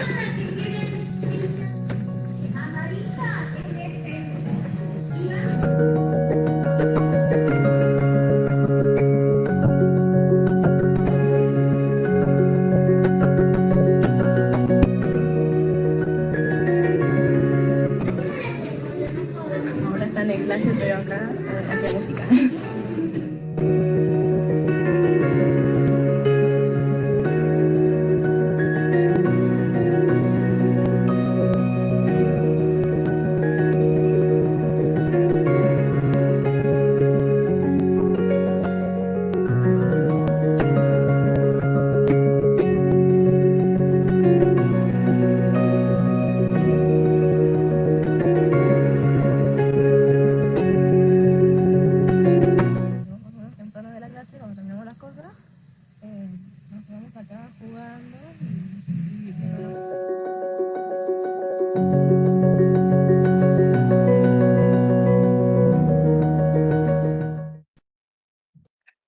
Muy bien, gracias, Guille,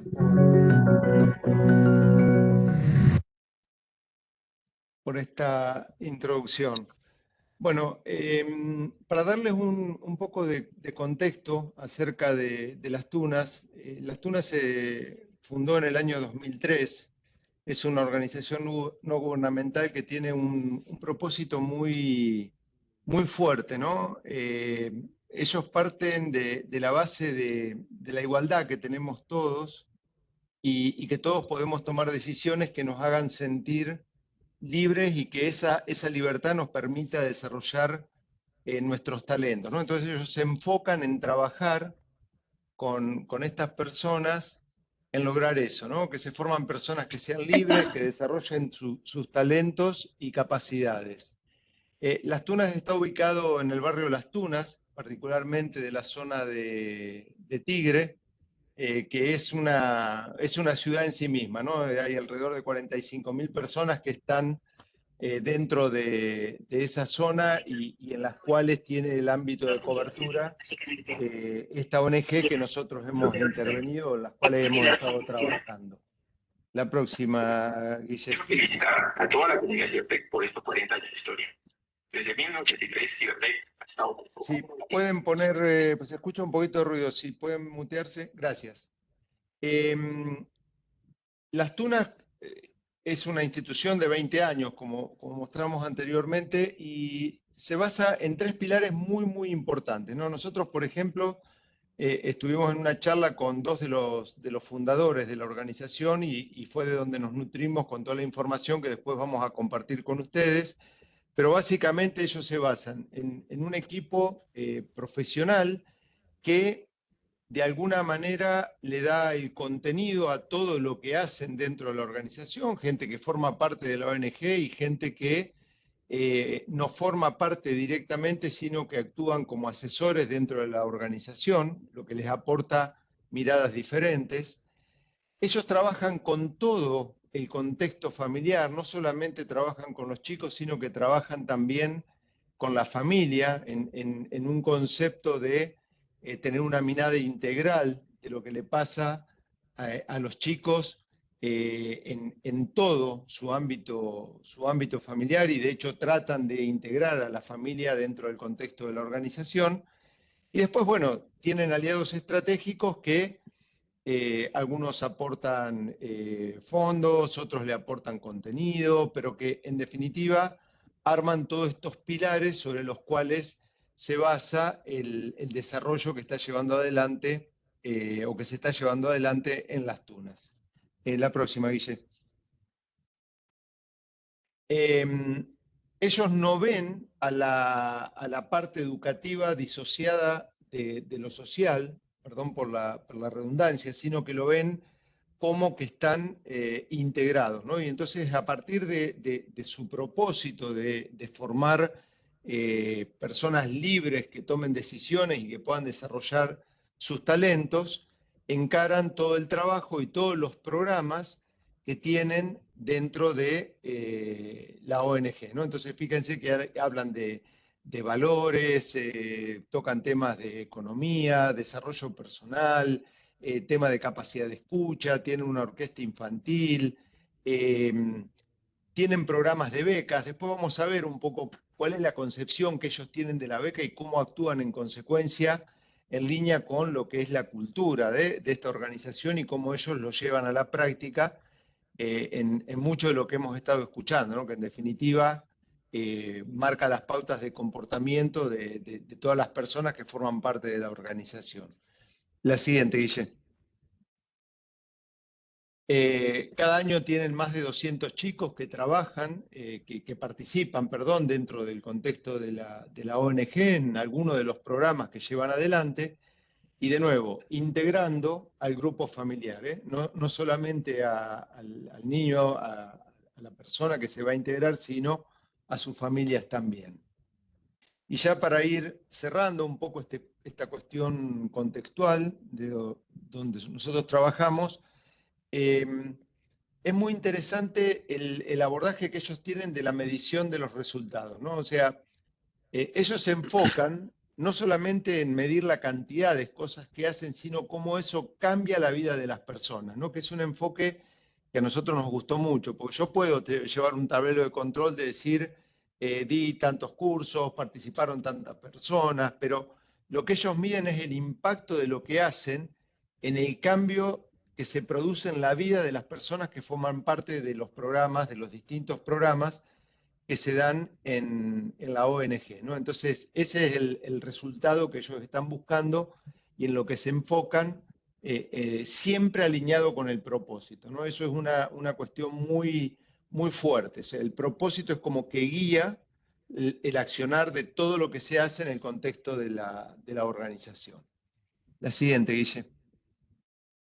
Bueno, nada, para cerrar y dejarlos una foto de la orquesta, y los invitamos que cuando puedan visiten la página de Las Tunas y también todos los videos que hay en YouTube, porque realmente van a terminar de entender un poco sobre lo que estamos hablando. Así que esta era una breve introducción que queríamos darles acerca de la organización, de la ONG sobre la cual trabajamos, para seguir avanzando con el siguiente temática. Buenísimo, gracias, Carlos. Contamos el caso, o presentamos básicamente el caso. Ahora, brevemente, vamos a presentarles la herramienta que utilizamos, que es el Culture Design Canvas, que nos permite de alguna forma realizar un mapeo cultural para facilitar la comprensión y, en todo caso, diseñar una cultura organizacional, ¿sí? Entender de qué cultura hablamos, qué representa la cultura de una organización de una forma bastante práctica, y si bien no reemplaza ni un diagnóstico profundo, ni los trabajos de entendimiento multidireccional, sí nos permite visualizar con claridad y facilitar la alineación de los factores culturales dentro de una organización. Y después, presentado el caso y presentada la herramienta que vamos a utilizar, les vamos a mostrar el caso aplicado a la herramienta como para cerrar específicamente el análisis. Como cualquier herramienta, digamos, no reemplaza un relevamiento y un diagnóstico profundo, pero sí nos permite relevar la cultura actual, moldear una cultura deseada, mapear las culturas posiblemente de compañías multinacionales o regionales, de locales, globales o de las distintas perspectivas o geografías, comparar las culturas de distintas áreas, equipos. Creo que Gustavo hablaba de tribus, ¿no? De qué está sucediendo dentro de la organización en función de la percepción y la realización cultural de sus sectores o de sus composiciones sociales. Y por otro lado, identificar culturas durante procesos de integración, de adquisición, de fusión, para poder planificar y, en todo caso, diseñar un plan de transformación hacia una cultura deseada de una forma más visual y más práctica. De todos estos usos que puede tener esta metodología, nosotros hoy nos vamos a enfocar netamente a la primera, ¿no? Al relevar la cultura actual, a ver cómo de este trabajo que hicimos con la Comunidad de Cultura y Clima en esta ONG, para poder entender cuáles son sus factores culturales principales. ¿Qué ventaja tiene el Culture Design Canvas? Primero, es simple, es claro, es ágil, es visual y sobre todo es colaborativo, ¿sí? Y más que nada pensando en la realidad de las nuevas generaciones, en la realidad de la velocidad de las expectativas de los ejecutivos, de los directivos frente a un proceso de intervención cultural que quieren ver todo ya, todo rápido, todo visual, digamos, en lo que quieren participar. Es una herramienta que en esta parte entendemos que nos ayuda muchísimo. Aquí un pequeño spoiler de el final o el resultado gráfico de la herramienta aplicada a un caso concreto. Esta herramienta tiene un copyright de Fearless Culture de Gustavo Razzati, un consultor internacional que tiene sede en Estados Unidos, y que después, si quieren, les compartimos la página web en donde no solamente hay más información, sino hay ejemplos concretos, ¿no? Ahí por ahí comentaba el equipo del libro rojo de la cultura de Netflix, o hay un montón de canvas diseñados de cultura de empresas conocidas y que si quieren profundizar les va a resultar muy interesante. No ponemos la página ahora porque hay tanto contenido ahí que tenemos miedo que se nos vayan para allá. Así que bueno, un poquito para entender cómo es el uso de esta herramienta. Ahí vemos este mapeo genérico. Y si bien tiene 10 bloques, se construyen en 3 secciones o 3 pilares principales. El pilar central o núcleo nos define, digamos, la parte fundamental de la organización. Después habla de un parámetro o unos factores de la cultura emocional. Y por último, la cultura de funcionamiento, la cultura funcional. Ahora, permítanme hacer doble clic en cada uno de estos para explicarles un poquito más. Por supuesto, hay mucha más profundidad de esto, pero en el tiempo que tenemos haremos una picadita nomás. Respecto del núcleo central o de la columna del medio de la metodología o del modelo, está el propósito y los core values, ¿no? Los valores. Y esto define un poco para qué existe la organización, cuál es su propósito, cuál es el impacto que quiere tener en la comunidad, en sus stakeholders o en todos los participantes o los miembros. ¿Sí? Nos permite de una manera visual y práctica llegar a entender ese impacto que es lo que quiere lograr la organización en forma o en periodos de largo plazo. Luego analiza las prioridades, y cuando analiza las prioridades las toma sobre los principales criterios que van o que se evidencian en la toma de decisiones principales de la organización. ¿Qué está sobre qué? ¿Cuáles son esas 3, 4, 5 prioridades que no son negociables frente a ninguna situación ni de contexto, ni de crisis, ni de urgencia? ¿Sí? ¿Qué es lo que vale más que cualquier otra cosa? Lo vamos a ver bien específicamente en el caso, pero tiene que ver con que quede claro a quien mira el relevamiento cultural y a quien aprende de la cultura y se inserta, cuáles son esos factores que la organización pone por encima de todas las otras decisiones o de todos los demás factores. Y para terminar de entender qué es o cómo se comporta la organización, 2 factores fundamentales que tienen que ver con qué es lo que la organización de manera cotidiana premia y castiga. ¿Sí? Cuando hablamos de premios y castigos, los hablamos de forma genérica, ¿no? En qué es lo que la organización ve que está bien y acepta, y ve que está mal y no acepta, ¿sí? Entendiendo también que todo lo que no está prohibido está permitido, si hablamos de la conducta no explícita, ¿no? Entonces, entendiendo qué es lo que se valora y qué es lo que no de la organización, nos permite tener una mirada más específica de cómo es ese entorno o ese ecosistema social. En la columna de la derecha, Carlos, si querés, ahí te paso no, perdón. Sigo yo. Me estoy adelantando al caso, disculpen. Bueno, en la segunda columna hablamos de la cultura emocional, ¿sí? ¿Qué representa este parámetro, factor fundamental que permite a una persona, a un miembro de la cultura o a un grupo ser como es, ¿sí? Sin filtros, sin tabúes, sin miedo, ¿sí? Que podría entenderse como qué nivel o grado de autenticidad y vulnerabilidad acepta la organización respecto de las diferencias o de las individualidades, ¿no? Cuánto una persona puede sentirse y comportarse como realmente siente dentro de una organización. Por supuesto, aquí no hay juicios de valor, sino específicamente es un factor que nos permite entender determinados puntos de la organización a través de este modelo. Luego, ¿cuáles son esas instancias de diálogo, ¿sí?, que se presentan en cuanto a las relaciones, sean estas basadas por la estructura, por los programas, por los procesos, o básicamente que se presentan de manera cotidiana y frecuente, y se expone qué tan abierto, pleno, transparente es el diálogo dentro de la organización. Y por último, ¿qué rituales, ¿no? ¿Qué eventos, representaciones conversacionales, espacios se presentan en el accionar de la organización por donde fluyen esas conductas, ¿sí? Y desde este punto también podemos entender el aspecto por donde corren esos premios y esos castigos, esas conductas aceptadas, esas conductas no aceptadas, esa toma de decisiones, ese intercambio, ¿no? Me permite entender desde la simbología de los eventos referenciales de la organización, qué es lo que la organización celebra y por dónde pasan los eventos de coordinación de acciones.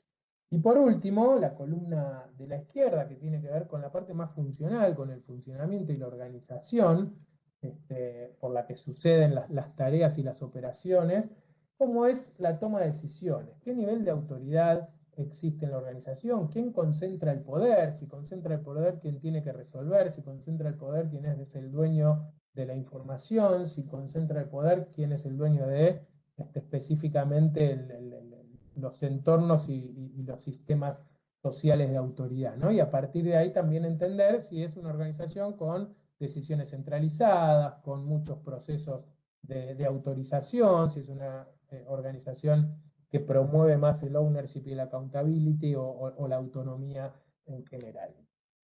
Luego, las reuniones, ¿sí?, como es la coordinación de acciones, ¿sí?, el foco, la frecuencia, el exceso o la falta, ¿no?, de espacios en donde se conversa y se genera la colaboración, la coordinación de acciones o pasan las conversaciones organizacionales. Y por último, el nivel de normas o reglas, ¿sí?, que rigen la conducta o la operación, ¿sí?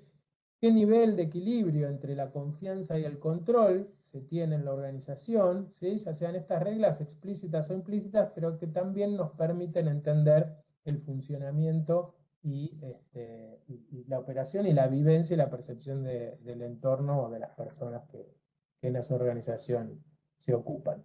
Hasta acá, ¿cómo venimos? ¿Bien? ¿No se han dormido siendo las 16:35?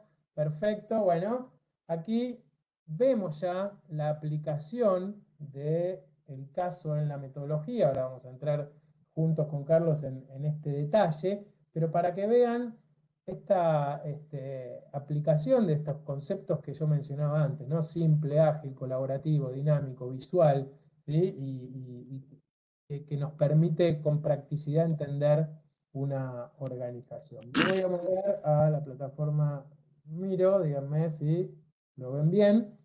Ahora vamos a meternos un poquito más en esta línea. No sé, Carlos, ¿querés comentar algo o sigo con la parte del No, núcleo? no, seguí, Guille, así nos vamos enfocando en ver cómo lo construimos para ya darles ahí una visión. Estaba muy claro, creo que hasta ahora.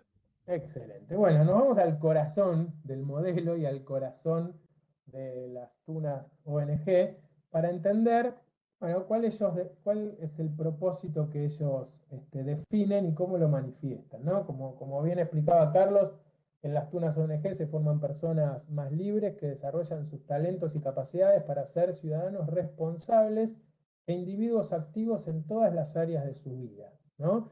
Esto es lo que rige el accionar, el propósito y cuál ellos sienten que es el impacto del trabajo que realizan con el accionar de todos los días. Y es interesante esto, y Carlos lo mencionó en cómo miden su impacto en la comunidad, ¿sí?, a través de indicadores que no tienen que ver, bueno, Ulrich en el último libro lo mencionaría como la diferencia entre el outcome y el output, ¿no?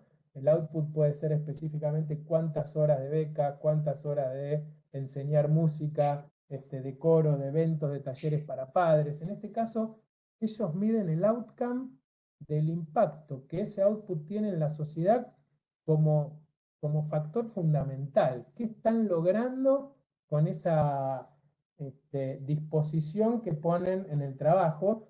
Y bueno, como estos tres indicadores fundamentales que presentan y que nos comentaban, que por ejemplo el primero tiene que ver con el nivel en el cumplimiento de la escuela secundaria, cómo la población con la que ellos trabajan finaliza los estudios secundarios, y ahí veíamos los indicadores, 99% de la muestra poblacional de las tunas respecto del 48% de ese mismo indicador para la provincia de Buenos Aires. Creo que estos son mediciones de fin del año pasado, a nivel provincial. Por otro lado, los embarazos no deseados dentro de la población de las tunas, ellos dicen que es el 2,3%, en comparación con la provincia de Buenos Aires, que es cerca del 20%. ¿Sí? Y por último, el nivel de estudio de carreras terciarias, perdón, no el estudio de la finalización, porque no tienen ese dato, pero sí cuántos chicos que terminan el secundario se inscriben en carreras terciarias o universitarias y hablan de cerca del 20%, con un indicador comparado con el de la provincia de Buenos Aires muchísimo menor. Entonces fíjense esta diferencia del outcome y el output que ellos ponen de manifiesto de una forma práctica y súper entendible, admirable también, ¿no? A nivel valores, confianza en las capacidades individuales, tolerancia, respeto, voluntad de coexistencia, igualdad en la dignidad y en las posibilidades, pero reconocimiento y celebración de las diferencias, ¿no? Esto ellos lo marcan, por lo menos nos llamó poderosamente la atención, como dentro del discurso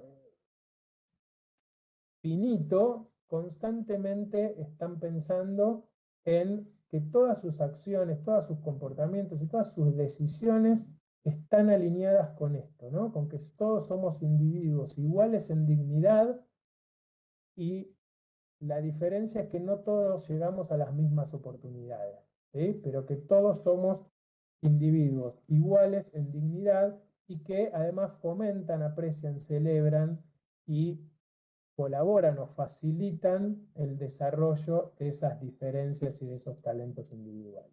Por otro lado, como valor, el desarrollo de la libertad, la originalidad y la responsabilidad individual y el anhelo por progresar. Y por otro lado, el apoyo a la solidaridad voluntaria. Estos valores se rigen en todo el intercambio, por lo menos lo que nosotros pudimos ver a todo nivel de la organización y hacia todas las dimensiones. Luego nos movemos a la parte de las prioridades. Recuerdan que cuando comentamos un poco sobre la metodología, ¿qué está sobre qué dentro de la organización como aspecto o criterio más amplio y más importante? Y ellos dicen la transparencia y ética institucional por sobre todo el accionar de la ONG, ¿sí? No hay nada menos negociable que la transparencia y la ética.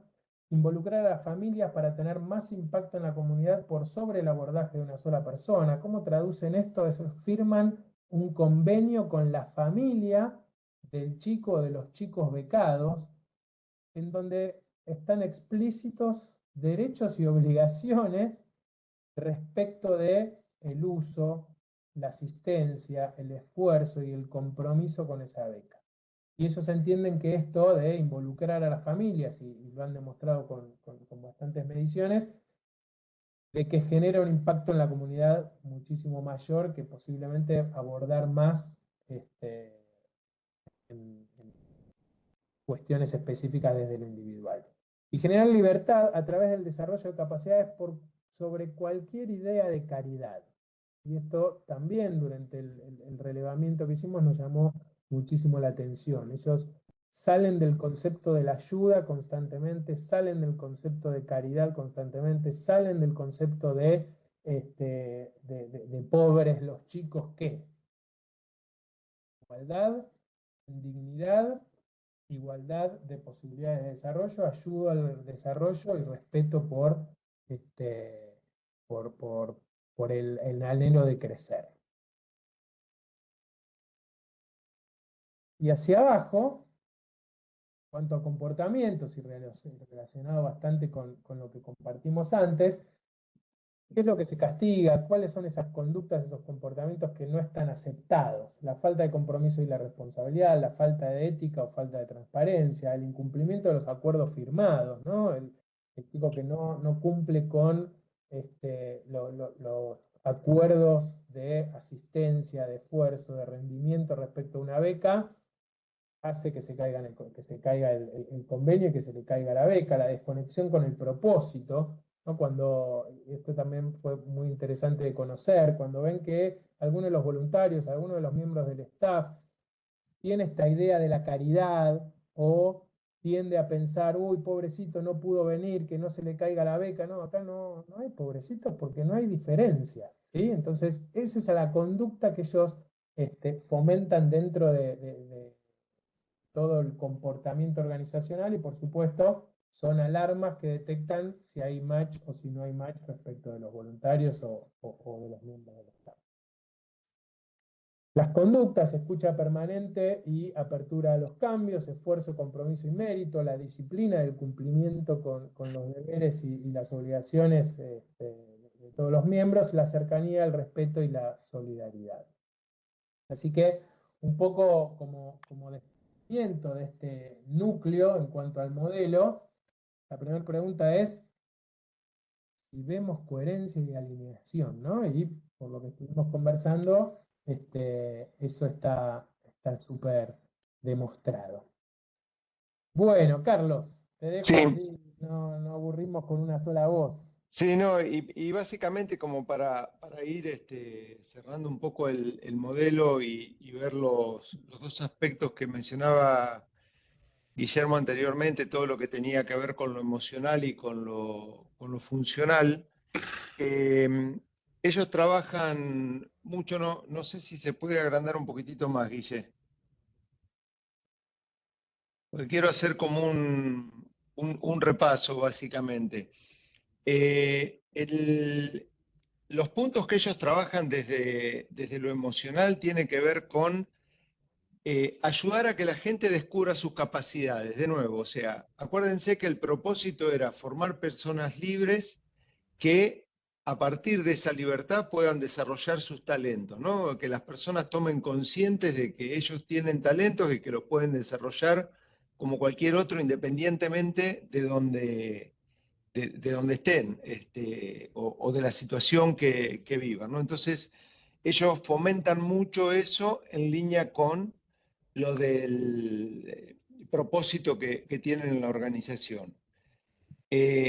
El tema de que no hay diferencia de capacidades, sino de oportunidades, ¿no? O sea, ellos ven a la persona siempre como un ser libre que puede tomar decisiones y en función de las decisiones que tomen, son las capacidades que va a poder desarrollar o no, pero siempre lo hacen también desde la perspectiva, vamos a ver después cuando veamos lo funcional, de que esa libertad implica responsabilidades. O sea, no es que se va a poder hacer lo que se quiere en nombre de que soy una persona libre. Sí, sos un ser libre, podés desarrollar tus capacidades, pero hay aspectos que sí vas a tener que tener en cuenta en línea con lo que propicia y lo que lleva adelante la organización, ¿no? Y lo otro que también ellos trabajan muchísimo es en el contexto, en la sede de las tunas, ¿no? Cómo la mejoran constantemente, cómo la van cuidando, cómo lo hacen en un contexto en el cual las personas se sientan contenidas desde lo visual, desde lo logístico.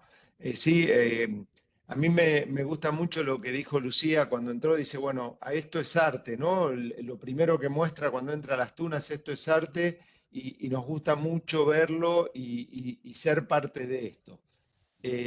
Así que bueno, eso es lo que tiene que ver con lo emocional también.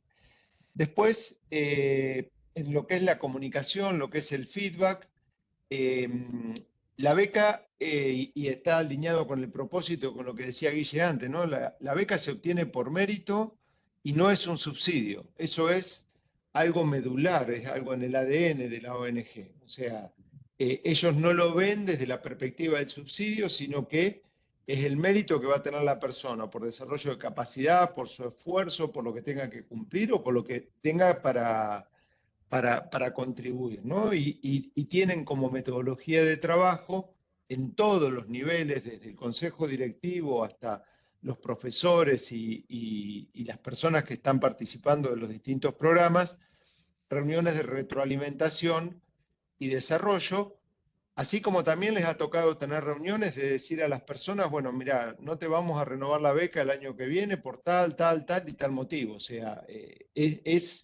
en todo sentido el feedback en esa línea.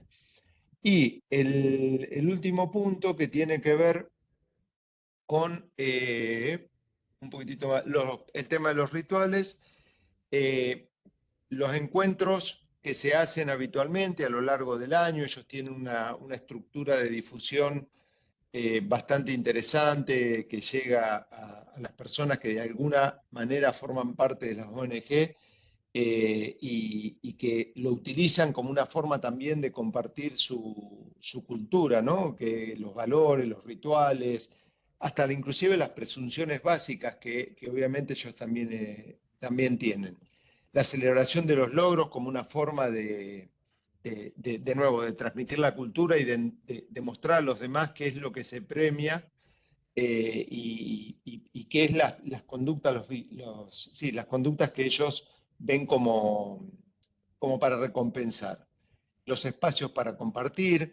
Ellos lo que están buscando ahora es que las personas que hayan terminado las capacitaciones vuelvan en un formato de docente como para que se cierre el círculo y que ellos además puedan ir formando docentes con egresados propios de las ONG, y trabajan en esta concepción de incluir a la familia en talleres para padres que de alguna manera trabajan en valores y en normas de convivencia para todos los padres de los chicos que forman parte de la organización. Entonces eso es de la parte de la contención emocional. Y desde lo funcional, vamos a ir rápido para honrar el tiempo, tienen un esquema de decisión mixto. Ellos tienen un esquema de decisión en el cual las decisiones de mayor impacto en la organización se toman en el consejo directivo, que está formado por personas que forman parte de la organización y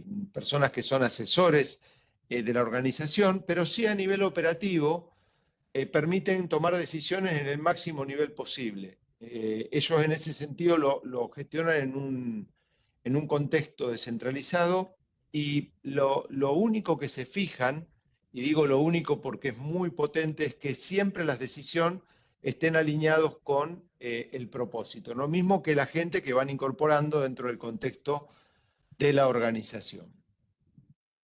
Con respecto a las reuniones, hay acciones que se van dando colaborativas. Ellos siempre tratan de integrar al barrio a las distintas actividades que se hacen en la organización.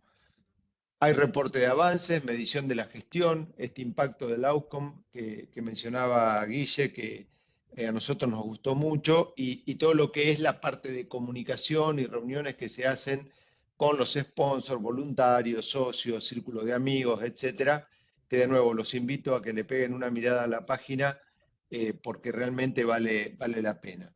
Y para terminar, que tiene que ver con lo funcional, el tema de las normas y las reglas. Ellos tienen una estructura muy sólida desde las perspectivas que mencionamos ahí, todo lo que es lo jurídico, lo institucional, lo económico, financiero. Hay acuerdos de participación muy formalizados en el cual se exponen claramente los derechos y las obligaciones.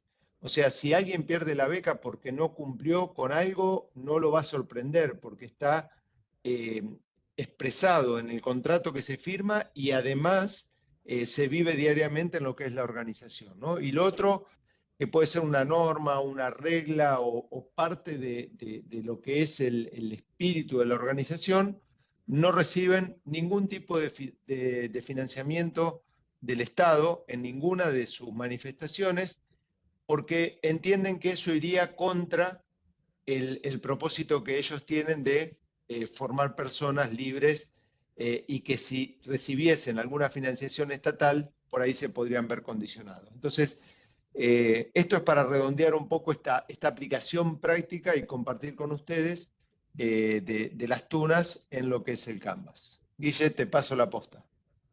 Buenísimo, y como para finalizar, que estamos ya llegando al fin de nuestra intervención, algunas reflexiones, ¿no? Ustedes vieron, simple, ágil, visual, dinámico, colaborativo, ese es parte del modelo y que nos permitió conocer rápidamente la esencia de una organización, y también nos permite ver, ¿no?, si esta cultura es simple, clara y es replicable frente a una expansión de la organización, si es una ventaja competitiva, si es funcional a lo que la organización quiere lograr, o detectar ahí cuáles son las brechas, ¿sí? Los valores y el propósito sirven a los demás o son parte de una organización, ¿no? Y a partir de ahí entender cuál es el vínculo de la propuesta de valor, lo inspiracional o lo aspiracional de las personas que participan.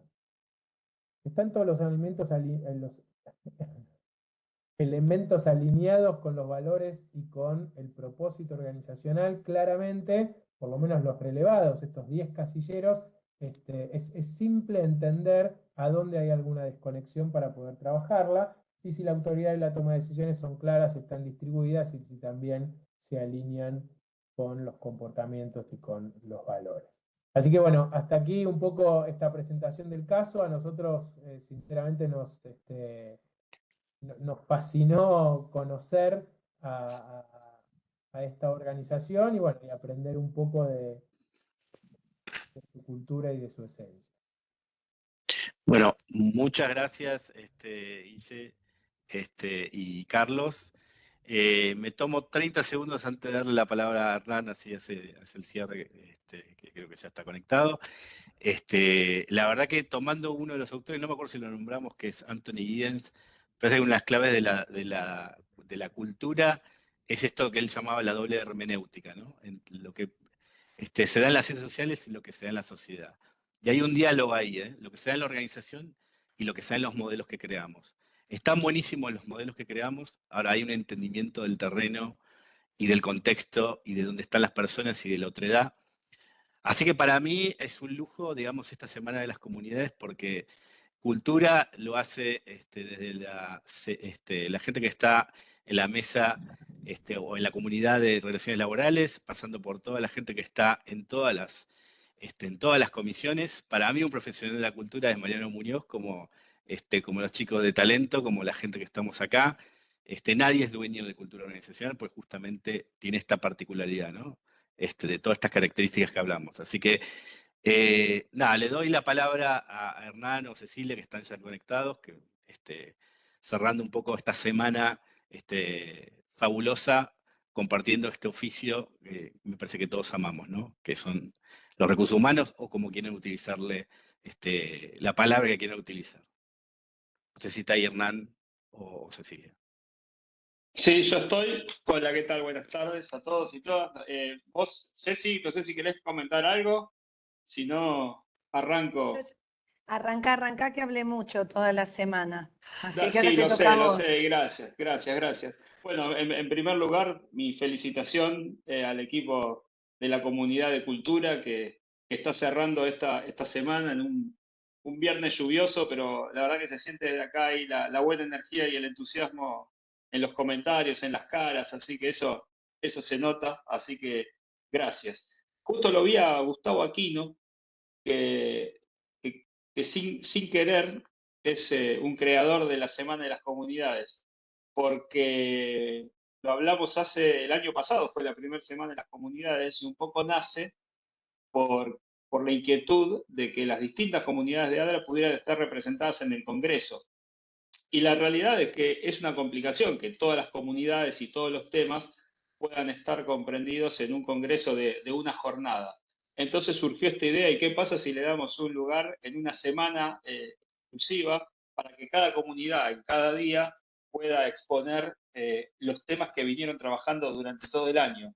Y que sea casi a final de año también ayuda, porque de alguna manera este lugar da cuenta del trabajo que vinieron desarrollando a lo largo de todos estos meses. Así que gracias, Gustavo, ahí por la ayuda y por siempre ser un colaborador incansable de ADRA, sumando. Bueno, quiero decir de Ceci, que está presente siempre, como ella dijo, habló mucho, porque se habló mucho porque estuvo en muchos de los espacios de las comunidades acompañando y empujando siempre.